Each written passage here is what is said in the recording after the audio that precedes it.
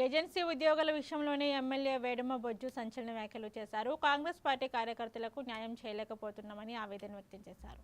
ఆదిలాబాద్లోని MLA Payal Shankar, నిర్మల్లోని MLA Maheshwar Reddy పెత్తనం చెలాయిస్తున్నారని ఆరోపించారు.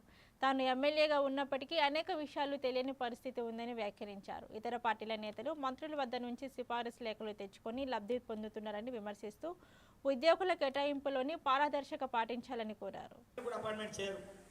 చెప్పుడు మాటలు ఇంకా జోగు రామని నడిపిస్తారు, లేకపోతే పాయల్ శంకర్ గారు నడిపిస్తారు.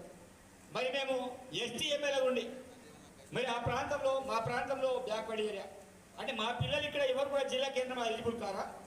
మా ఏజెన్సీ ఏవి కూడా పనికి రావా?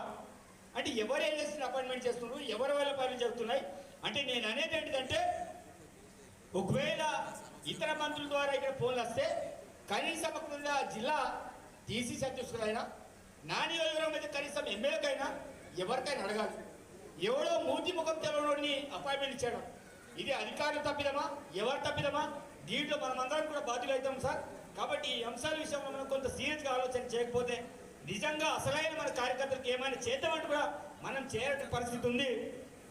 చాలామంది మన కార్యకర్తలకి లోన్ల విషయమైనా సరే, అదేవిధంగా ఇందిరా మిల్లుల విషయమైనా సరే తప్పకుండా స్పెషల్గా కొంతమంది అయినా వారికి మనం న్యాయం చేయకపోతే ఏదో మనం ఎలిజిబుల్ ఉన్న వాళ్ళు కాదు, 100% ఎలిజిబుల్ ఉన్న కార్యకర్తలకే ఇవ్వాలని